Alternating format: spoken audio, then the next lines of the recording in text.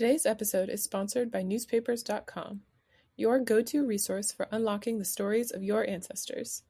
Dive into the newspapers where your family's history unfolds as you search nearly 1 billion pages in seconds.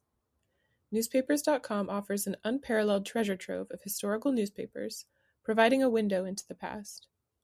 With papers from the 17th century to today, newspapers.com is the largest online newspaper archive. It's a goldmine for anyone seeking to uncover stories from the past. Whether you're a seasoned genealogist or just starting your journey, newspapers.com makes it easy to search for obituaries, birth announcements, and the everyday stories that shaped your family. It's like having a time machine at your fingertips. And here's the best part. Our listeners get an exclusive offer. Use promo code FamilyTreeMagazine for a 20% discount on your subscription. That's Family Tree Magazine at newspapers.com. Sign up today at newspapers.com and embark on a journey of discovery.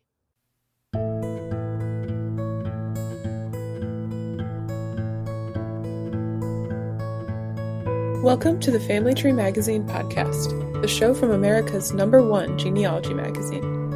I'm Rachel Christian, filling in for Lisa Louise Cook. Spring has officially sprung, and the warmer weather may have you thinking about doing some genealogy spring cleaning. Our guest today is Lahni Carney, a professional organizer based in Denver, Colorado. She's got some tips for us on getting organized, sorting through inherited items, and how to honor historical or sentimental items without letting them clutter up our lives. As always, you can find a link to the show notes for this episode at familytreemagazine.com/genealogy-podcast. Without any further ado, let's get on with the show.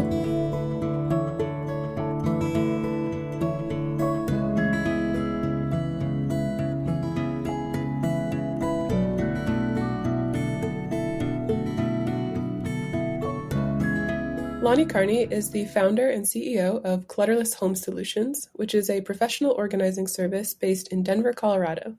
She also happens to be one of my first cousins. So I'm definitely excited to have her here to talk about organization for family historians. Welcome to the podcast, Lahni. Thanks so much for having me. I'm excited. Me too. It's fun to have you on. So I know, obviously, because we talk about it, but for those who don't know, can you briefly describe what a professional organizer is and what kinds of projects you work on with your clients?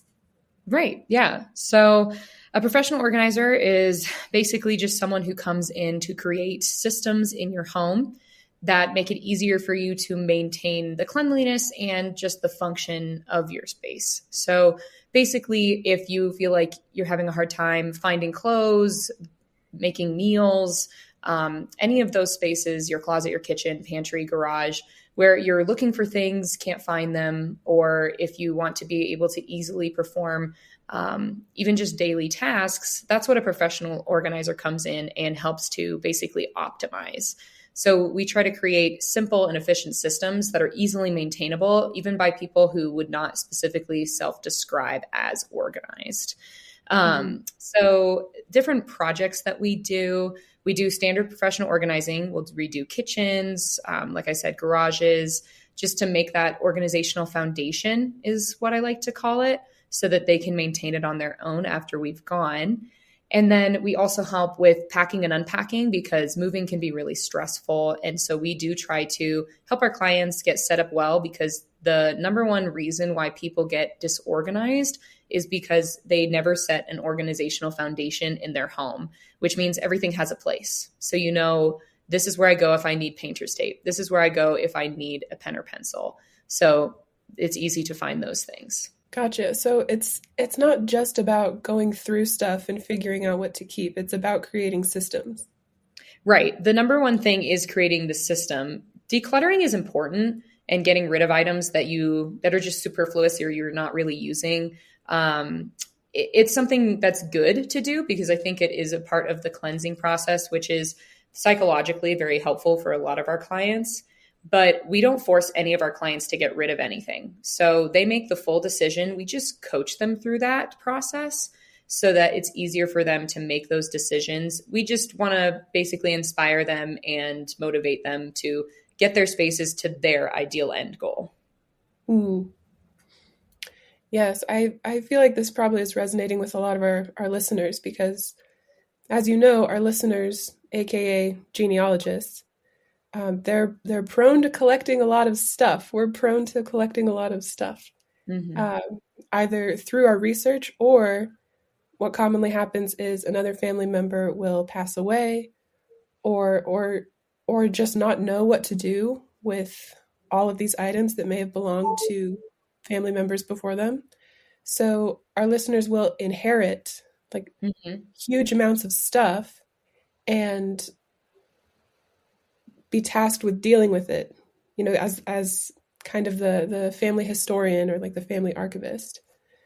So I'm wondering, what would your advice be to someone who inherits a bunch of stuff? And how would you encourage they create a system for going through that, like those types of inherited items? Yeah, we have that happen some of the time. We've worked with people who become the quote unquote genealogist of the family, which would basically be where they care the most to make sure that their family history um, is archived, or they just really specifically like doing those kinds of activities. So, depending on the depth of what you receive, I guess, there's a couple of different answers to that. So I have some of our clients who they have newspaper clippings, they have old birth certificates, they have different records from people that are even farther in the past, than just their uh, parents, grandparents, or even great grandparents. So I think that if you want to preserve all of that, the best thing to do is when it comes to paper, it's just as simple as creating maybe a separate filing cabinet that's archived underneath certain things like there's maybe direct family history. You could do it by different categories where you do newspaper clippings. You could do it by year. So it's kind of dependent on how your brain thinks. And that's why we try to, make sure that all of our clients have a specific customized plan when we work with them, because for what would work for me may not work for someone else. And so the easiest is probably doing it chronologically, because then you can go and say, well, I have things as far back as 1820. I can go and say, this was my great great great great grandfather, and these were the things he did, these were accomplishments that he had. But then if you're going through things, for example, if you have parents or grandparents that pass away, and then you become the sole inheritor, if that's a word, of all of those things. What I highly suggest to people is something I recently did for my own family. Is we had a grandmother pass away, my grandmother, and so we laid out all of her items for the entire family to look through together. People took what was important to them, and then the things that were left over were gone through by the four siblings. So luckily it was more than just one person in our case, but they went through, kept the things that were most important, archived the things that would be special to family history. And then the rest, I do encourage people to donate. So that's one thing I like to say to people is keep what's important, keep the history, keep the records. But if there are things that maybe don't mean a lot to you or other family members, that it's okay to donate those things, because when it comes to accumulation, it's just going to make you feel stressed, and you may get rid of more than you'd want to when it gets to a breaking point. And Mm. so those items that you don't want to maybe keep may be something someone in the donation center would really love. And so it's good to, pass those on to someone who would display them and honor them the same way that your ancestors may have. Mm. Yeah, I think you're hitting on something important. For we have lots of articles on familytreemagazine.com and in the magazine about organizational systems, but at the end of the day, the organizational system that will work best for you is dependent on how you think, your preferences, those kinds of things. However, the golden rule that at least we at Family Tree tell people is whatever organizational system you land on, it needs to make sense to whoever will inherit your archive down the line. Right. Because, like you're saying, if someone inherits just a huge quantity of stuff and there's no rhyme or reason to it, they may be liable to get rid of things that they otherwise would not have if it were organized a little bit better. Right. So, Right.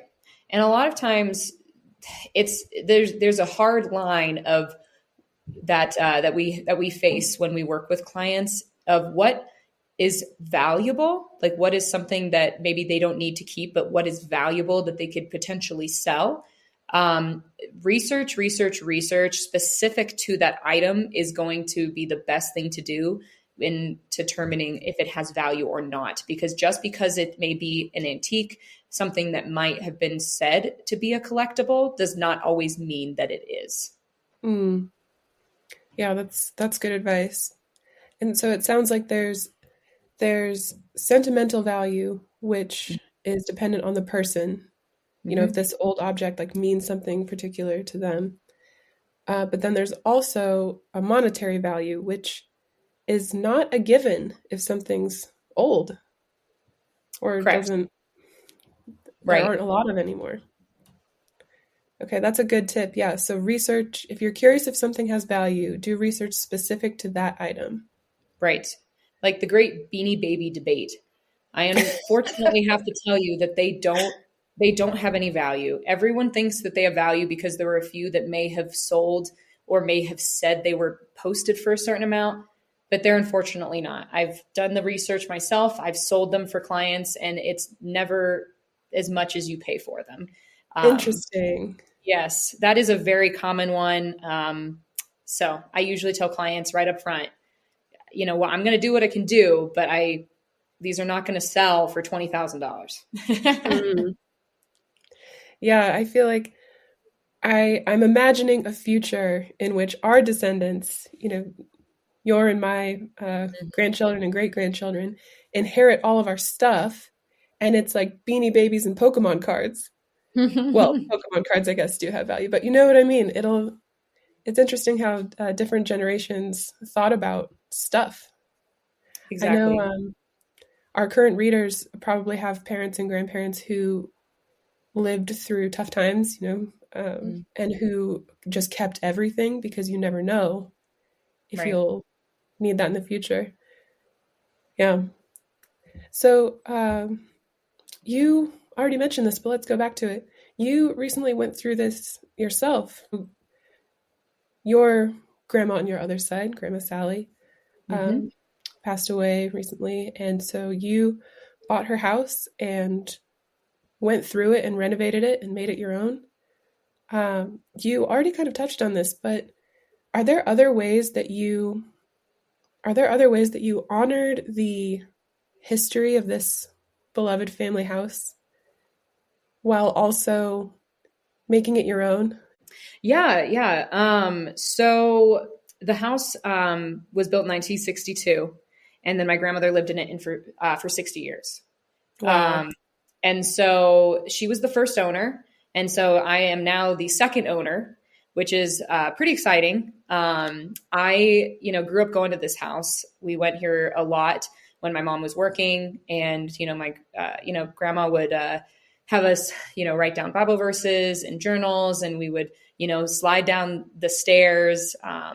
There's a tree in the backyard we would climb. So there's lots of memories that are wrapped up in this house. When she passed away in February, I wasn't really sold on buying it, but then just something kind of moved in my heart a few months later after we facilitated the estate sale. And I decided to do so. And we were able to, close on it in the end of July. So it hasn't been even a year that we've been here. There's certain things, that are funny about the house that we uncovered that I want to try to preserve. So there's a funnily a crack in one of the stairs going to the basement that we fixed, but I'd like to still semi preserve because It's from when we used to slide down the stairs as kids in grandma's old like disco outfits. Oh my gosh. We dress up in her like hot pink disco pantsuits and then just slide down the stairs. But I have her, she was a really talented artist back when she was younger, and she had a lot of beautiful art that was a big part of what we went through when the family decided, well who's going to get what. There was art all over the house that she had done, and art that was in storage that a lot of us hadn't seen or used.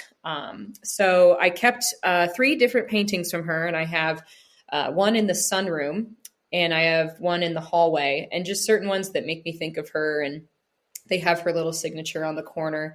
So that was one thing that I wanted to do to honor her. And basically just trying to create memories here. I just found out that one of the trees may not be long for this world. So trying to figure out ways to save that. Or another thing I did that is definitely more of a sentimental thing, which as a professional organizer, I'm kind of on the, I wouldn't say on the low end, but I'm on the lower end when it comes to sentimentality. I do like to keep things that are special, but I don't keep everything. Like I don't keep every single card, but I do keep special ones. Or I kept the first bouquet my boyfriend gave me, but I'm not going to keep every one. So things like that. But when it comes to the house, I wanted to do something special for the family. And so my hope is that by her birthday this next year in September, I kept a bunch of the clippings of wallpaper that we took down in her bedroom, her bathroom, and in the hallway going down to the basement. And I'm going to get small frames and frame the wallpaper and try to find individual photos of her with each family member and give them to each family member so that they can kind of have that piece, because her wallpaper is it was very specific looking. Very, so, very indicative of the time. Yes. And it's not bad. I actually kept the wallpaper in the basement the laundry room, because I really liked it down there. But I got rid of the red shag carpet. Yes. Yes. I think that is such a good idea. You had mentioned to me before the creative way that you found to recycle the wallpaper and into photo frames. I think that is a great way to honor the house and honor her memory. And I think it's beautiful that one of the ways that you're honoring the history of the house is to continue to make memories there. I will tell our audience that you hosted Thanksgiving there. Yeah. You grew up doing that, and you took up the torch and continued the tradition. So the house may be different, but the memories are still being made. So yeah, she always did. So I wanted to keep going on. Yeah. I can picture maybe in the future a picture frame that has maybe a photo of a past Thanksgiving with Grandma Sally, and then a modern Thanksgiving. One thing that we haven't touched on yet is the role that digitization can play in all of this. I wonder, so we're constantly encouraging our audience to digitize. It's become a part of, I feel like, every modern genealogist organization routine, because it's just not practical to keep printed copies of everything. Right. The exception, of course, would be unique, one-of-a-kind documents, which should have multiple copies stored in different locations anyway. But I wonder, do you encourage your clients to save things digitally? And if so, do you have any tips for our listeners? So I do encourage clients to digitize things, but it depends on the item. You kind of want to, depending on the state of the piece, sometimes I'll encourage clients, if they want to keep the paper copy or the physical copy, that they put it in some kind of protected clear sheet, old newspaper clippings or photos, just to try to maintain a little bit more safety in the physical copy. And then when it comes to digitizing things, it depends on your level of sophistication in technology. So for myself, I don't always scan things because that's just not something that I have a lot of expertise in. My dad is great at it. He does a lot of that. He's been doing that for the family since my grandma passed away. When they went through everything, he's been helping with digitizing things. But for example, I had a client the other day who she recently had her mother pass away, and it was still very emotionally difficult for her. And so she wanted to get rid of things, but she didn't want to lose some of the memories. So instead of scanning items, a lot of times what you can do is try to take a photo with your phone. And what I highly recommend when it comes to digitizing is name the item when you scan it, or when you take a photo, or when you upload it to any kind of cloud or computer, and then try to create folders so that when you're going in, you can do them again. Same kind of scenario of with physical documents, you can do things by year. You can make a folder in your computer that states, Smith family history. And then within that folder, you can say, 1810, 1820. Like if you have a lot, it's best, I think, to parcel it up as much as possible so that you can actually go in and enjoy those things when you're wanting to look through them. Or if the next generation can easily say, oh, hey, all of this is stored this way, I can easily find things when I'm looking for them. Absolutely. Absolutely. If our listeners are interested, every episode of the podcast, we have a show notes page on our website. And from that page, we'll have links to our articles about a lot of the things that we just touched on. So helpful apps for scanning, different filing systems for genealogical research. Chronological is certainly a great way. I think that chronologically organizing things is a great way to make them accessible to those that aren't genealogists, because that's very intuitive. But you can also do it by family group or document type. So we'll have links to those articles on the show notes page, and as well as a link to our article that explains archival supplies for genealogists, because as we all know, not all archival supplies are created equal. And whenever you store something, you want to make sure that what you're storing it in doesn't cause damage over the long term. So you mentioned this a while back, but as a professional organizer, you identify as lower on the sentimentality scale. Right. So I imagine that that makes it easier to not acquire so much stuff. But I imagine your clients might identify as higher on the sentimentality scale. So for those listening who might just be sentimental souls and who struggle to get rid of anything, do you have any advice for how to honor those objects or honor the memory and help yourself let go? Right.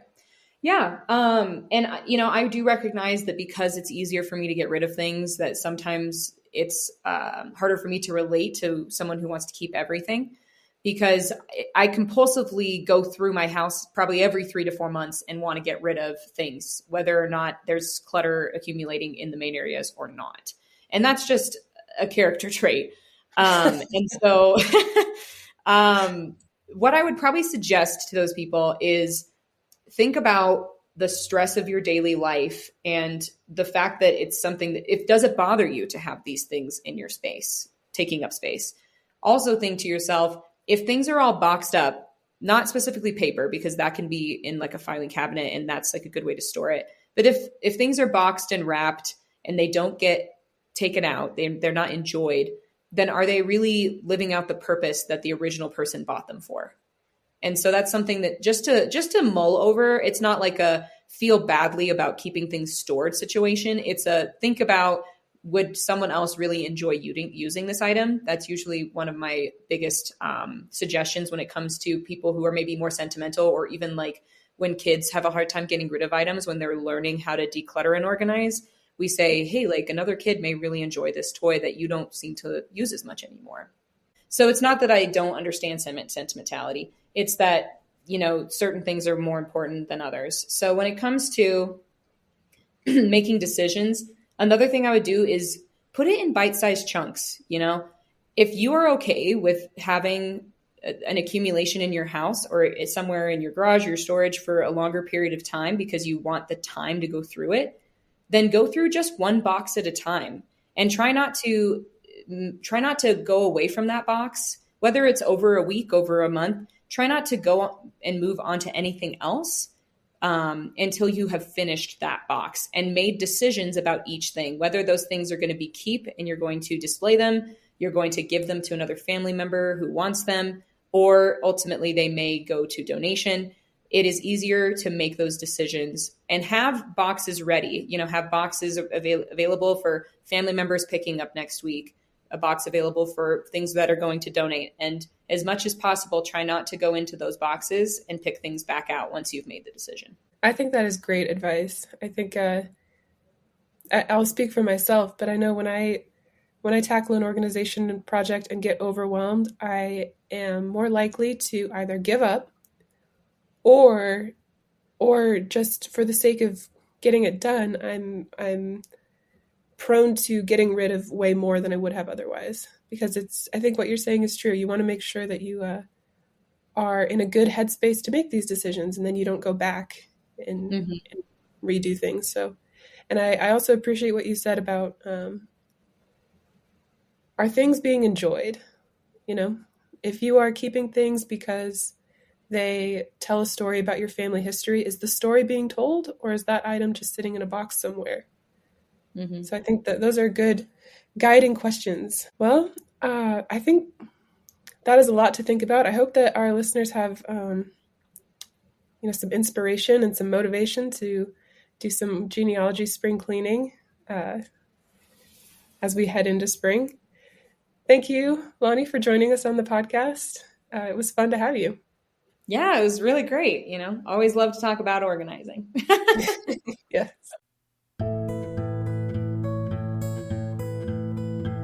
Thanks so much for joining us for this episode of the Family Tree Magazine Best Websites podcast. You can access the show notes for this episode by visiting familytreemagazine.com/genealogy-podcast. Be sure to subscribe so you never miss an episode of the podcast. And until next time, have fun climbing your family tree.